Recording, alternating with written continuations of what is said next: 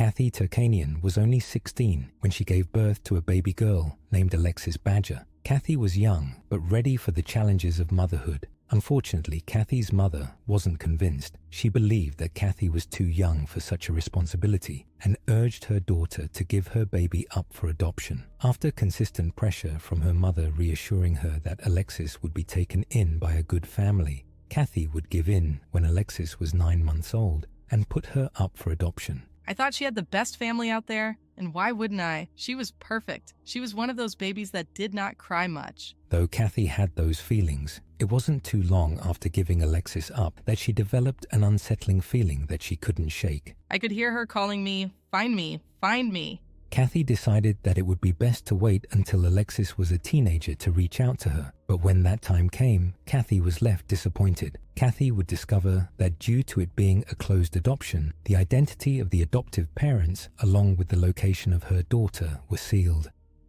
Kathy would go on to live her life becoming a nurse and got married to a man named Edward. Kathy never did end up having any more children after Alexis, and she never stopped thinking about her. In 2010, Kathy would receive a letter from a social worker, and thinking this could be her daughter reaching out to her, she opened it. The letter explained that authorities discovered a body that they believed to be Alexis's, but they needed Kathy's DNA to confirm. Kathy agreed, but the results proved it to not be a match. The thing is, when Kathy received the letter in 2010, Alexis hadn't just gone missing. She had disappeared when she was 14 in 1989. After discovering this, Kathy became determined to find out where her daughter was. Based on the letter, Kathy knew Michigan authorities were the ones who contacted her. So she used the only information she knew about her daughter, her birthday. Kathy used this information to search up any matches on file in Michigan's Missing Persons Department. Kathy would discover her daughter's name had been changed to Aundria Michelle Bowman, and she lived in Hamilton, Michigan. Kathy would then start a Facebook page called Finding Aundria Bowman. She would use this page to ask anyone who knew Aundria to share any information about her. Kathy would come in contact with several of Aundria's friends, and what Kathy found out shook her. Not only would she find out the identity of her daughter's adoptive parents, Brenda and Dennis Bowman, she would discover that Dennis was physically and sexually abusing her. Dennis and Brenda Bowman got married in 1971, and Aundria would be adopted by the couple in 1975. Dennis Bowman was a Navy veteran who was charged with assault with intent to commit criminal sexual conduct in 1980 after attacking a teenage girl. He was sentenced to 10 years in prison in 1981 and was released when Aundria was 11 in 1986. In 1988, Brenda Bowman would then give birth to the couple's daughter, Vanessa Bowman. Kathy spoke to Meta McLeod, who told her how she survived being kidnapped and sexually abused in Hamilton, Michigan, the same year Aundria went missing. She reached out to Kathy after seeing a picture of Aundria with her family believing that Dennis Bowman was the man who kidnapped her all those years ago. It was never proven that Dennis was the man who attacked her that night, though. One of Aundria's friends shared a time they visited the Bowman house for dinner. They explained that her parents were eating hamburgers, but Aundria and her were only given sandwiches that consisted of ketchup, relish, and mustard. When Aundria tried to explain to the friend that it was all she was allowed to eat, Dennis came over and hit Aundria so hard that she almost fell off the chair. Allegedly, Aundria shared to a friend that Dennis was sexually abusing her. Another friend of Aundria shared that they witnessed Dennis chasing and hitting Aundria. Brenda Bowman, according to one of Aundria's friends, allegedly knew about some of the abuse Aundria was enduring. Brenda Bowman eventually confessed that Aundria indeed confided in her that Dennis was sexually abusing her. She told me one morning that Dad molested her, and I told her that's a lie and you know it. After her confession, the Bowmans took Aundria to a minister, where they discussed the allegations with both Brenda and Dennis in the room. During the meeting, Aundria would recant her story. Dennis would later explain. Aundria admitted that nobody touched her, and it was a lie, but she was trying to get her way. Several of Aundria's friends grew increasingly concerned for her safety and urged her to run away from home. Unfortunately, for Aundria, it wasn't so simple. We encouraged her to leave, to get out of the situation, get out of her house, but she didn't want to leave the baby there. She said, "Nope, I've got to take care of Vanessa." Her friend continued. Aundria took care of Vanessa all the time, changed her diaper and fed her. She loved her little sister and was panic-stricken with the thought of leaving Vanessa with her parents by herself. Aundria planned on waiting until Vanessa got older to escape the Bowmans and search for her birth mother. In 1988, Aundria told her teachers and school staff that her adoptive dad, Dennis Bowman, was molesting her and that she was afraid to go home. Based on the allegations, the school called the police, who proceeded to conduct an interview with Aundria. Brenda and Dennis Bowman would also be interviewed by police and a social worker, both denying Aundria's allegations and attributing her behavior to recently discovering she was adopted. Authorities believed their story, and Aundria was returned to the Bowman home, and her case was labeled as endangered runaway, which put an end to the investigation into the sexual assault claims. Shortly after the case closed, the Bowman family relocated to a different area. Dennis Bowman would call the police to report Aundria Bowman missing on March 11, 1989. Dennis would explain to police, Aundria was a good child until the age of 12 or so, like somebody flipped a switch. Aundria began to run away and getting into trouble at school. So today, when I got home, I noticed my tax refund cash wasn't where I stashed it, and that's also when I noticed Aundria was also gone. Authorities chalked up Aundria's disappearance to her simply running away. With all the information Kathy discovered, she had the feeling that Dennis Bowman was responsible for her daughter's disappearance. Acting on her suspicions, Kathy launched a targeted campaign against the Bowmans. She would put up flyers with Aundria's face on it, including on a billboard that offered a $11,000 reward located on the main road to the Bowman home, and she made it known to everyone that she believed that Dennis murdered Aundria and buried her in his back garden. Unfortunately, Kathy's suspicions weren't enough for authorities to go dig up Dennis's yard. Dennis Bowman would deny for years that he had any involvement in Aundria's disappearance.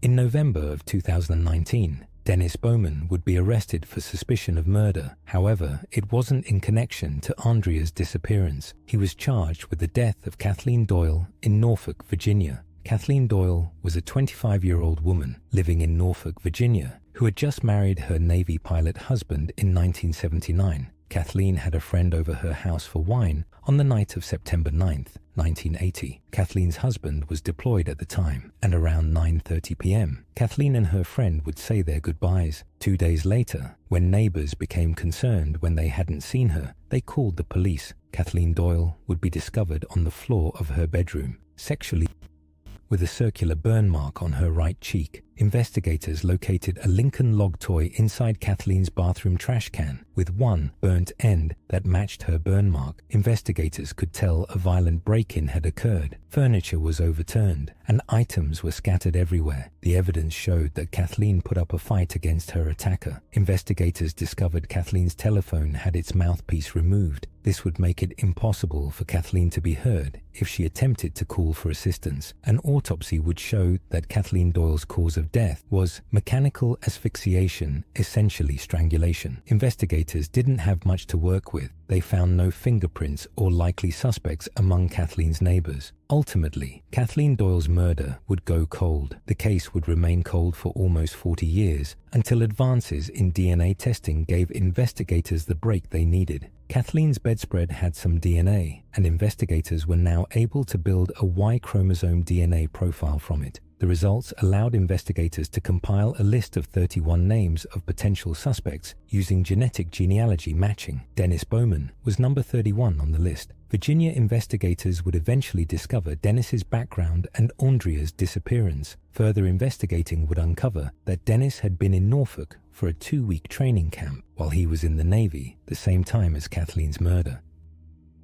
This was enough to have Dennis arrested, and while in custody, his DNA was lifted from a cup he used. After further testing, it was confirmed that it was a match to the DNA collected from Kathleen's bedspread. Dennis Bowman explained to investigators what happened to Kathleen Doyle the night she was murdered. I drunkenly broke into a Norfolk home on the night of September 9th, 1980. I managed to break into the home using a penknife to open a window. While I was in the living room, a woman walked in and freaked out. She then grabbed my hand that was holding the knife, and the knife pierced her stomach.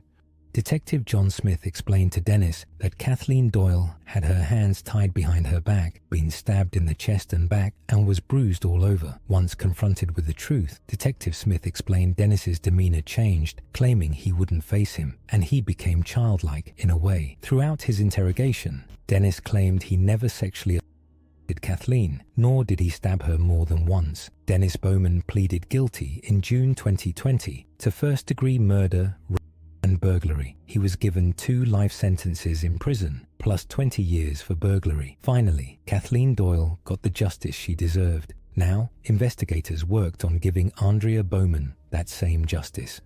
Investigators from Michigan and Virginia came together to convince Brenda Bowman to help them get Dennis to confess to murdering Aundria. Investigators offered that if Dennis came clean, there would be a possibility that Dennis could serve his prison time in Michigan instead of Virginia so that he could be closer to her. Meanwhile, on prison phone calls with Brenda, Dennis would explain that he didn't know what happened to Aundria. Then one day, in 2019, Dennis requested that Brenda be allowed to visit him in jail so they could speak alone. Investigators allowed this, but the room had a camera in it, and Dennis admitted to Brenda. On the day Aundria went missing, I had actually returned home and spied on her. As she came out her bedroom, I asked her what she was doing, and she said, "I'm leaving, and if you try to stop me, I'm going to tell people how you abuse me."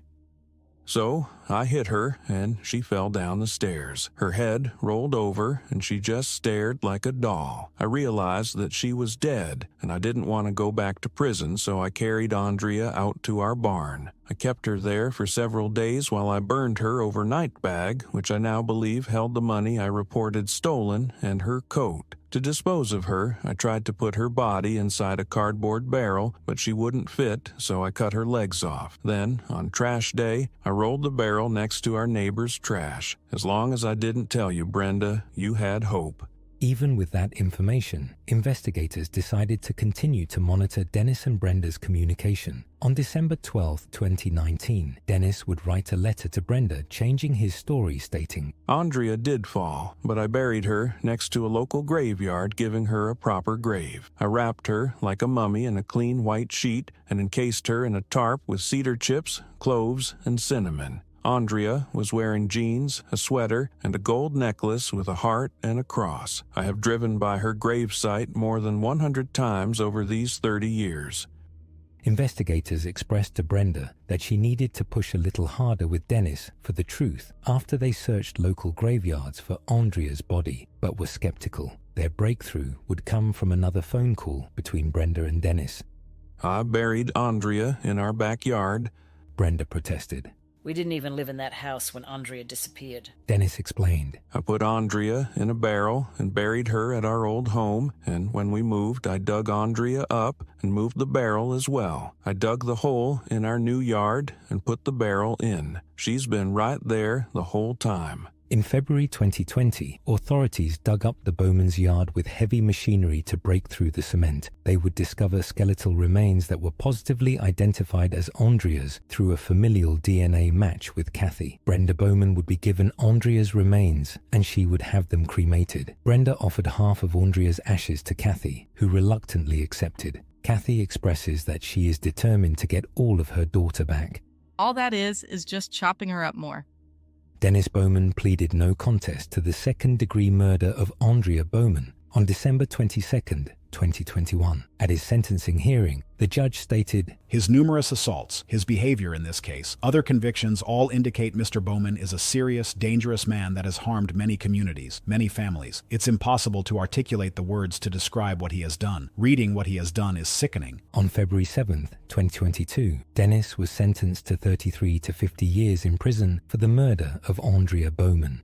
As of today, Kathy continues to fight to restore justice, changing her Facebook page to Justice for Aundria M. Bowman. Kathy started a petition to get the other half of her daughter's ashes back and is in the process of writing a book explaining. It would be very cathartic for me, but it would also be a roadmap for some people. There are women right now who would be coerced into closed adoptions or who are being lied to that open adoptions are the law of the land. Kathy is aware that adoption processes have grown, but she also believes that the child welfare system has adapted to discovering new ways to forcibly separate families. Kathy believes that closed adoptions aren't just outdated, but a mechanism that allows abuse to flourish.